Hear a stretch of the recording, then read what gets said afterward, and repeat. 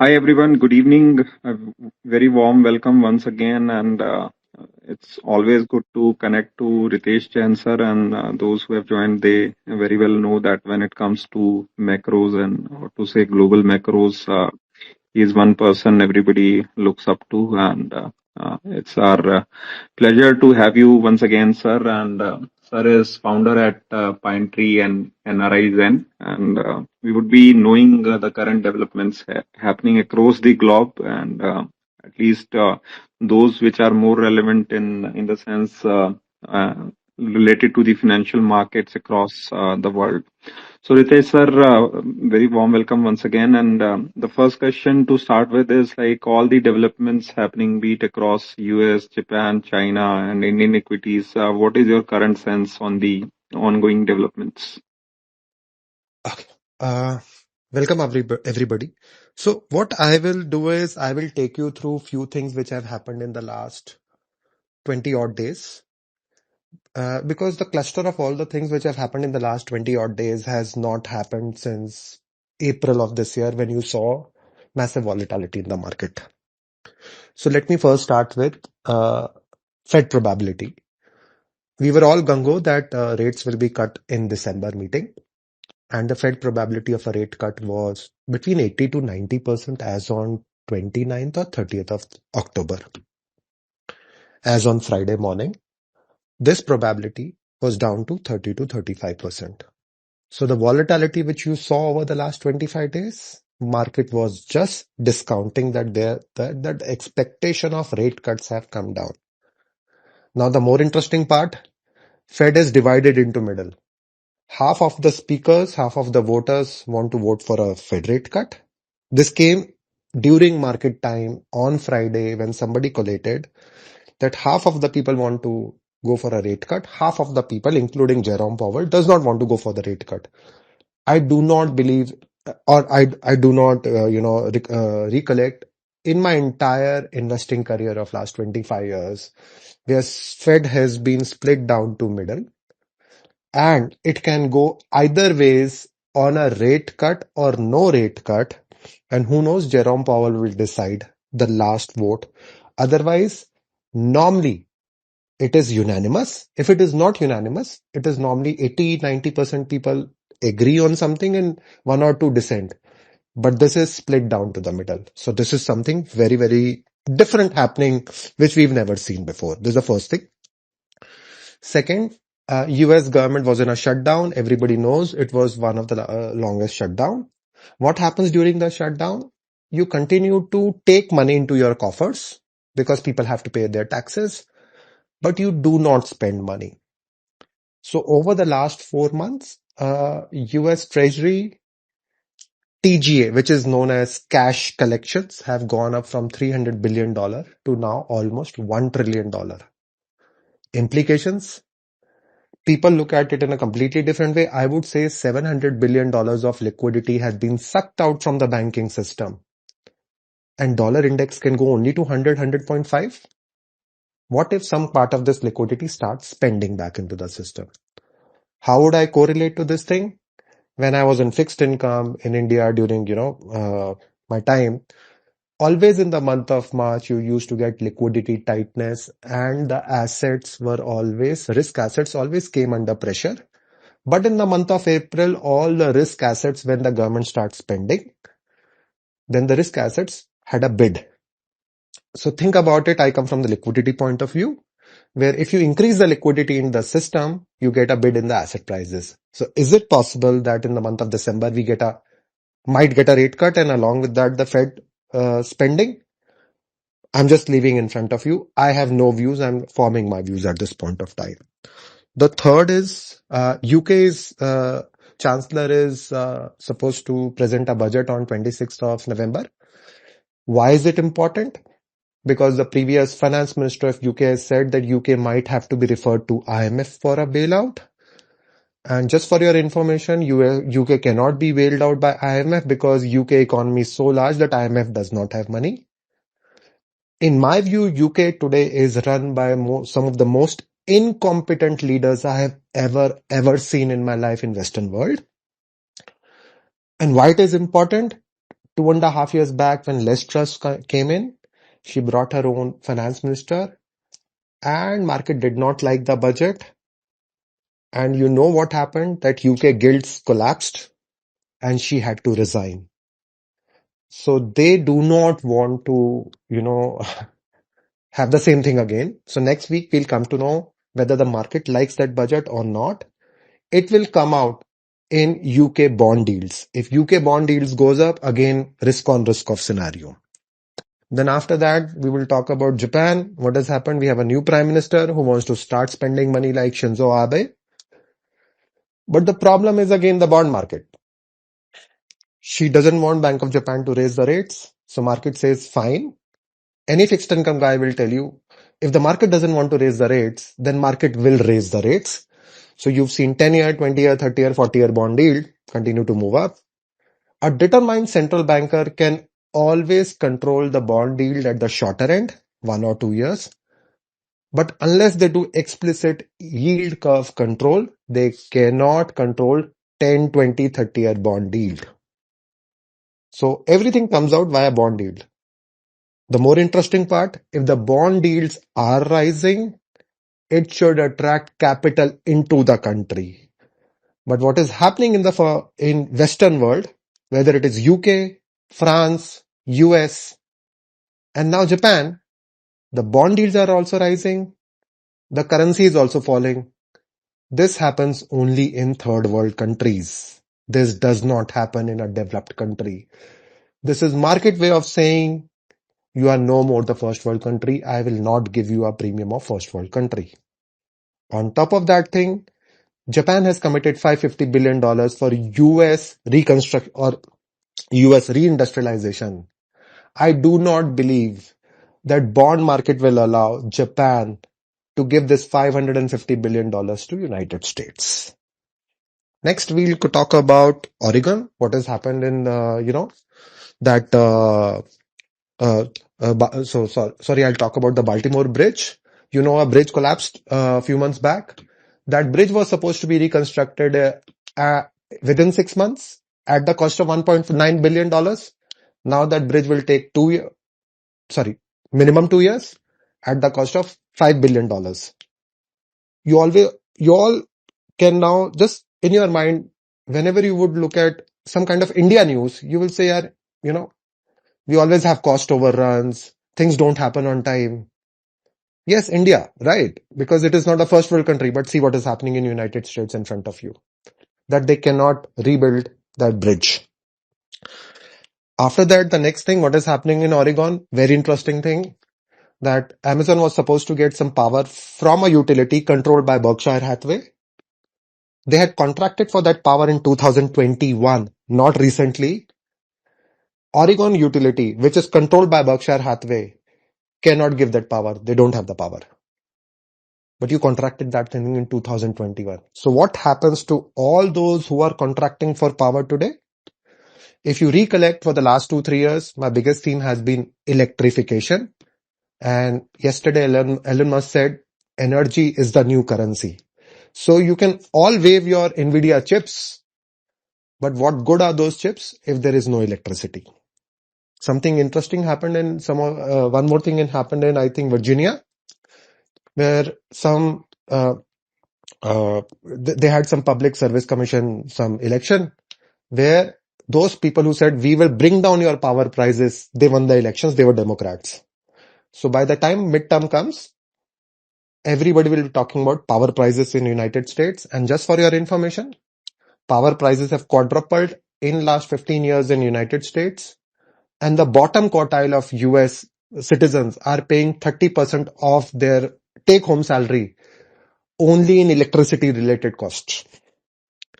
Next, we'll talk about the move index. April to October was a dream run in global markets, simply because in April, move index, which is the bond volatility, went down from 130 to 65. When the bond volatility comes down, P multiples can expand. In the last 1 week, bond volatility has started moving up again. We are at 84. We are not at 134, but we are at 84. Market has started become very nervous. Something on geopolitics. Ukraine has been given on platter to Russia. US is no more willing to listen to anybody. So anybody wants to know why it is happening, you can read my pinned tweet, which I gave 6 months before President Trump was inaugurated. The empire is now so indebted that it cannot project power across the world. So in my view, US will project the power in North and South America, what is happening in Venezuela. Europe will be open, which is effectively given to Russia. Asia, anybody can fight, but we know it is China. US will not be able to project the power in South Asia, South China Sea. So you have people who are, everybody is looking around the world, US allies, that if Ukraine can be given on platter to Europe, to Russia, what happens to Philippines, what happens to Vietnam, what happens to Japan, they will all have to remilitarize. They will have to spend huge amount of money on their own defense spending. Last, on the gold, something very, very interesting happening. A country known as Kyrgyzstan, nobody can even look at it on map, but it is along one belt, one road, has just opened a gold vault of 1000 tons. That country has only 60 tons of gold. Why should it open 1000 tons of gold vault? Then Hong Kong is opening a gold vault for 2000 tons. Saudi Arabia is opening a vault, gold vault. And I've heard rumors, I'm not having a confirmation, that India is opening a gold vault in Gift City. Now think of it this way, that if you are trading with China, or BRICS countries are trading among each other, and you have a trade surplus with China, and you do not want to take, you want to go outside the US dollar system, but you do not want to use yuan, then you say, okay, net settlement in gold, but you still do not want to keep your gold in China. That's why gold vaults are getting opened across the world. China can actually effectively say to Saudi Arabia, fine, you do not want gold to be kept in my locker in Shanghai Metal Exchange. I'm opening a gold vault in Saudi Arabia, so the net settlement of our gold can happen in Saudi Arabia itself. Think about the new monetary system coming. Over the last 1-2 months, you would have seen the difference between Bitcoin and gold. Anybody who's interested in Bitcoin, I do not understand Bitcoin. Anybody who's interested in Bitcoin, please listen to Charlie Edwards. You can Google him. Something is changing in Bitcoin. So I have always believed that, although there are some people believe that Bitcoin and gold bowl with rise, Bitcoin being the Western world currency, gold being the BRICS currency, but for the time being, gold is winning over Bitcoin. So, yeah, I've covered so many of these things which have happened in the last 20 days. I have to keep eye on a lot of many things, but these were the most important things. So in reference to the tariff thing, you have tweeted one citing that burning bridges for nothing. So would you like to talk more Yeah. about it? So, US Supreme Court ruling is coming in mid-December, and they already have some kind of inclination that the ruling will go against the tariffs itself, that they are not legal. Now, that doesn't mean that US cannot impose tariff, but it will become much more complex and complicated for them to do a universal tariff thing without going through Congress. They can have, some of the other legal provisions allows them to do it, but there are very harsh provisions of doing that thing. So what you have done over the last 6-9 months, you thought it was a very simple thing. Let's collect tariff. We will reduce the income tax of everybody of up to $100,000 to $150,000 to zero, and we will win the midterm. Let foreigners pay for the tariff. That's exactly what you had. GST in India. You have tariff in US. So they just wanted foreigners to pay for it. And first 6 months they collected also good money. So he in fact on the record to say that I will pay this thing $2,000 to everybody making, out of this tariff money. But if the Supreme Court itself says that it is illegal, the tariffs are illegal, then where does it leave you? You fought with everybody on the planet for these tariffs. And now the tariffs are illegal. If the tariffs are illegal, then that means your deficits will go up. If your deficit will go up, market will reprice some of the assets. And recently, we have seen the China-Japan thing, the remarks on Taiwan from Japan. So, Hmm. do we need to read anything between? I No, mean, no, she's a new prime minister. In my view, I think she misspoke. There is a treaty where Japan has a, legal binding to help one of their allies if there is somebody, there is a conflict. And in that, only US is the only country which fits the bill. Taiwan does not fit the bill. So that nothing will happen. I'm pretty sure about that thing. That will be that was just, she just misspoke. But Chinese being Chinese, they are taking it very strongly on this thing. right. So, one question from Subharat is he's asking: recent Russian are selling gold to war. How do we need to read this? Is it the reason for recent sellout of gold? No, the recent sellout of gold was very simple. Every asset, people get into that asset as, momentum builds up. Everybody wants to buy euphoria. Nobody wants to buy when the chips are down. Everybody wants to buy Bitcoin when it breaks $100,000. Everybody wants to buy gold for it's $4,000. It's a human psychology. Look at GVZ. This is a gold volatility index. When the gold volatility is rising, why would you want to buy gold? You want to buy gold when nobody is buying gold. And I'm very happy when the gold went up to those levels. I actually wrote also. When the Panwala starts giving me, gyan, that Ritesh, I'm telling you that gold is going to 5,000, 6,000 or $10,000, then it is over for the time being. Most people never participate in a bull market if they don't understand why the bull market is there in the first place. And you will keep on happening these kind of sell-off. So let me give you some example. Everybody knows or heard about Weimar fiber hyperinflation. There was hundreds of thousands of percentage of inflation at that point of time. During that time also, during that 5-6 years period, gold actually corrected by 30 to 40%, 5-6 times, but at the end, it was up by almost 100%, 100 times. If you do anything leverage, you don't understand why it is there, then this is what happens. And I'm very happy you are seeing either time correction or price correction I expected. I'm very surprised that we are not finding any price correction. Why it is holding above 4,000 is a very big mystery to me. It should have been down to maybe 3,600 or 3,200, but it is not down. I'm very surprised at this level. So that means the time correction is there. We've seen 2-3 months of time correction. I'm waiting for GVZ to come down to below 20, where everybody would have forgotten gold. As it is, the Twitter timeline has got completely clear. Nobody's talking about gold. So I think we are closer to the end of, the correction. I do not know tomorrow, or next month, but if I know the end goal, why do I care about what is the correction for, when is the correction going to be end? Same thing Right. happened in silver. Everybody bought silver breakout above $50. At 53, 54, everybody was telling me it will go to $100. And this is what happens. I know of people losing huge amount of money because they leveraged after that. What you are finding now is that leverage position is getting completely clear and there is no more leverage in the system. In fact, there is a chart now that how over the last 1 month, GLD has seen only outflows. GLD is the biggest gold ETF in the world.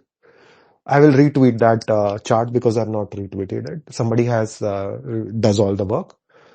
Once the inflows stop, outflows have started happening. That means there is no more euphoria in gold now. Right. So Imperator has two questions. So with the Japan government bond yields ripping to 1.8% on the Mhm. stimulus news, have Japanese lifters finally hit the eject button on US treasuries? Is the big repatriation trade actually starting now? No, actually it has been doing it for some time. But who knows from behind, from backside, they will be giving them We'll go to swap lines. Okay, I'll continue with the answer. So there are enough ways through which, US can postpone this problem. They can give the swap lines to Japan to not to sell the bonds. So there is enough ways through which they can actually make sure that this problem can be postponed into the future. So don't worry about too much. Even if they raise the rates, uh, you know, I would say that yields have gone up so much already. what is the impact you've seen till now? You've not seen too much impact till now. So they're managing it, in my view. Yes, who knows, at some point of time they are not able to manage. For the time being, so Prince, should I continue? Yeah, sir, please, Yeah, if yeah. you can. So Yeah. let's go back to Japan because there is lot written about Japan. And I've been talking about Japan for last 2, 3 years. Look, they have the biggest capital surplus in the country. The surplus did not stay in Japan. Why? Because their interest rates were zero. Now let me tell you a story about my own timing when I was a fixed income dealer. We used to call shorting JGBs a widowmaker trade. What does that mean? The yields were so low that we used to short the bonds, that bond yields will go up. And the bond yield continue going down for 15 years. So many traders' careers was lost, so much money was lost because bond yields never went up. Bond yields continue going down. And since the bond yields continued going down, Japanese pension fund, Japanese asset management companies, they went to rest of the world in search of yield. So just for example, 5% of Australia's bond market is owned by Japanese investors. So many companies across the world are owned by Japanese investors. Now the bond yields are rising. If the bond yields are rising, then but natural that the money should leave rest of the world and should come back to Japan because the yields are very good. But till now, I am not finding that thing happening because if the money is leaving rest of the world and coming back to Japan, then JPY should appreciate versus the USD. JPY not appreciating against the USD means that the carry trade is still on. The day Japanese bond yields goes up and Japanese yen starts appreciating, that is the day you can say that yes, some kind of carry trade unwinding is going on. Right. So Yeah. some are asking your view on oil and Indian market. Yeah. Oil. I went positive on oil a month back and natural gas. If anybody wants, if you think that AI is the future, then I'm very clear. I never play a theme when everybody is looking at a particular theme. So to give you an example, you will not have 5 LLMs. You will not have 5 models. You will have only one. But 5 of them are spending money to bankruptcy so that one of them can win. But 5 of them will spend on something. So you can have chips of Nvidia, but you do not have electricity. Nuclear will come in another 10 years, but natural gas is available today. So I believe we are starting a natural gas ecosystem, not only natural gas ecosystem, including, for example, turbines, gas turbines, for example, LNG terminals, for example, LNG ships. We are starting that kind of bull market in natural gas equities or the entire ecosystem. On oil, I believe we are closer to the bottom of the oil simply because if US is going in and fighting, wants to take over Venezuela, they know that their shale revolution is coming to an end.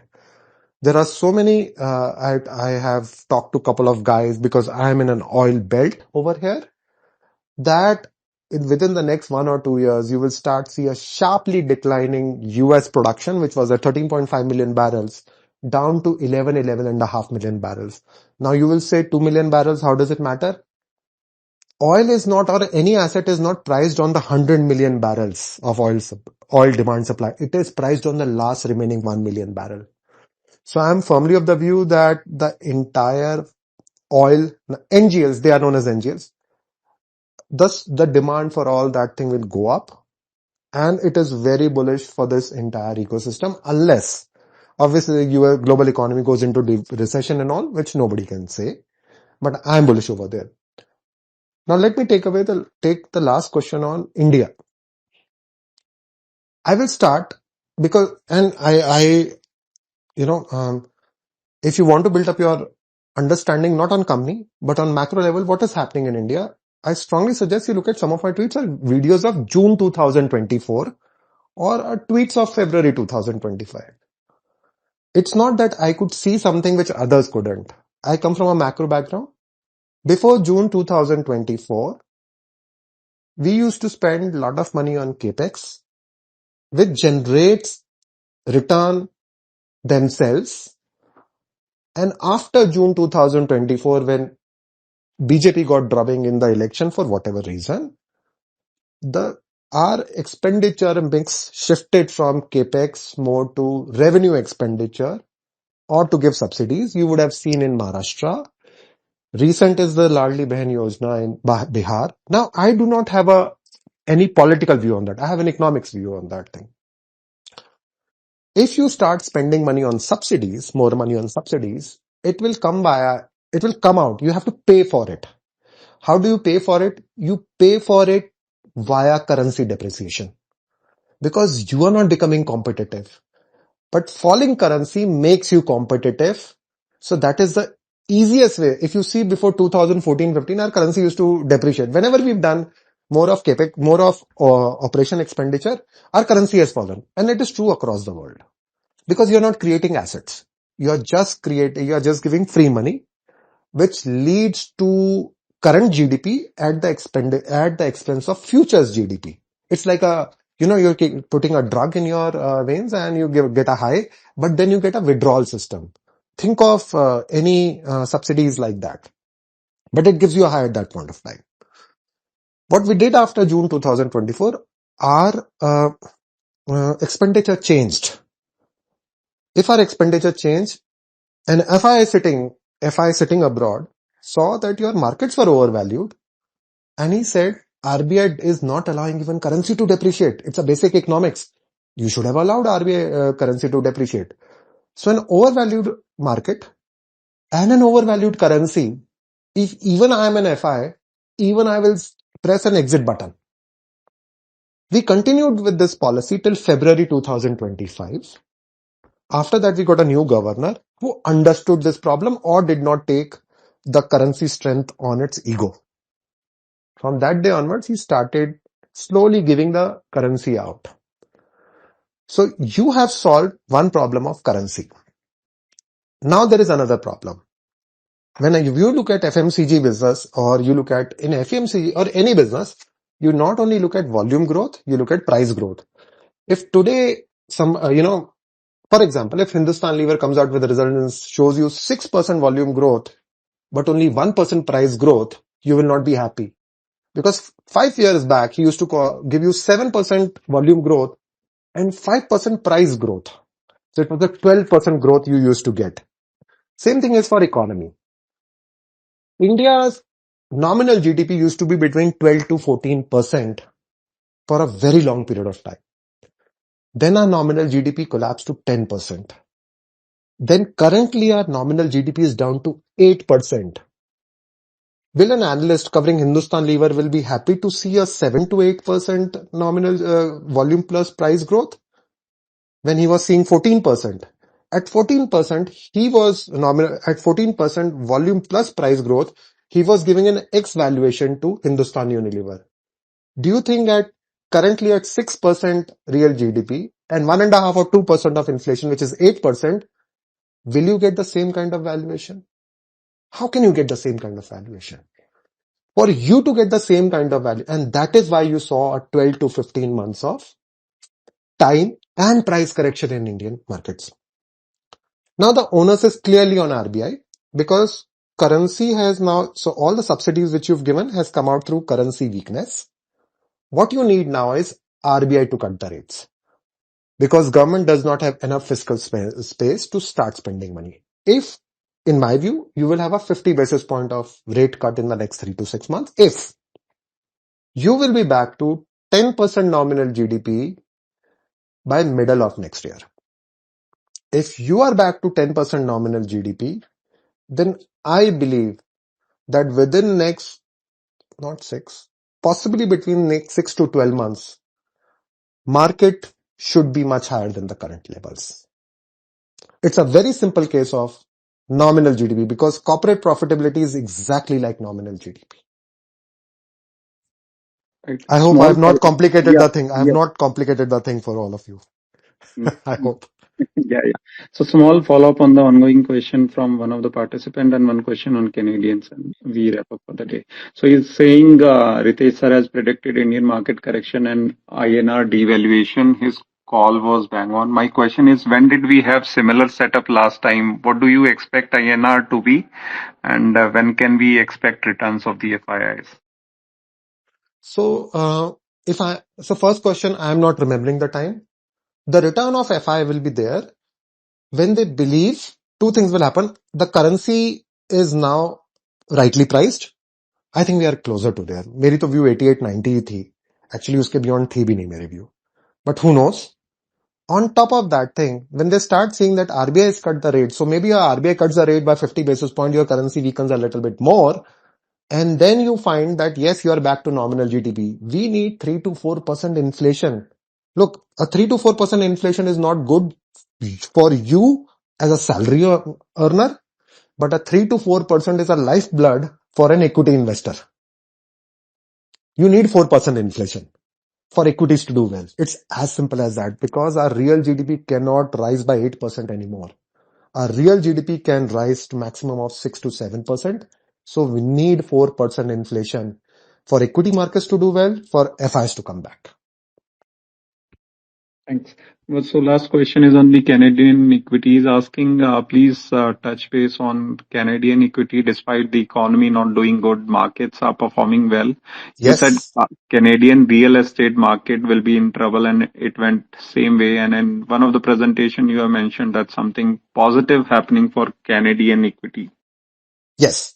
So I believe over the next few years, uh, Canadian assets, Canadian equities will do very well, and Canadian real estate will continue to go for a massive time correction. Why I'm saying that thing?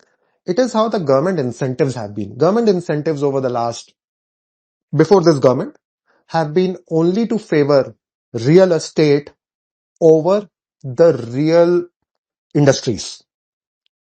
But after the new prime minister who's has a, you know, that he has very good understanding of this thing.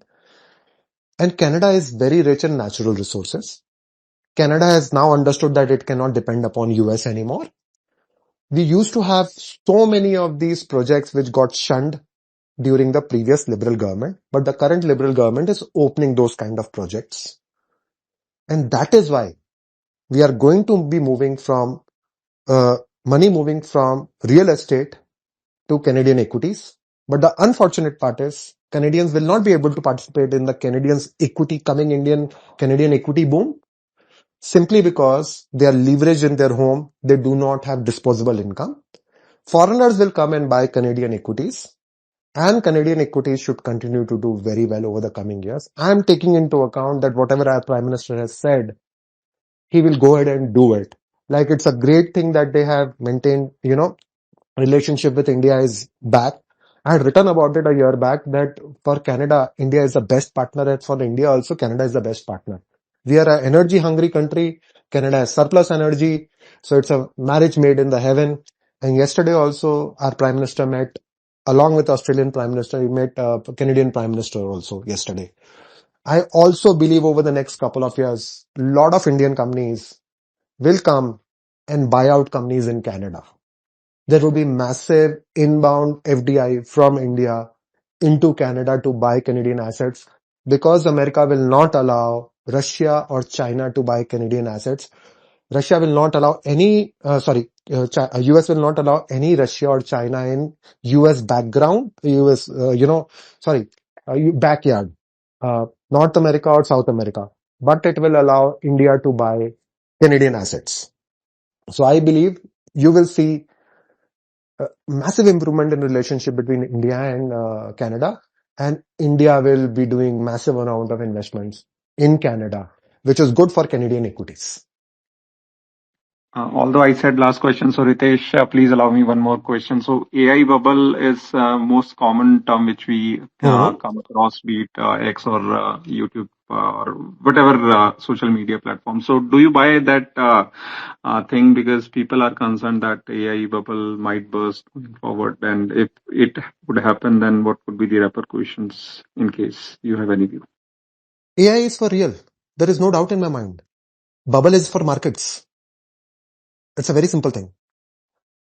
If you want, or everybody is trying to do exactly the same thing, all these companies have gone from massive cash flows to doing capex. All of them will not be winners. You will have very few winners. But for anybody to win, you need electricity. US does not have electricity. And I must tell you, close out with one thing. Any industry which China has entered, the profit in that industry globally has gone down to zero. I believe China is far ahead of US in AI.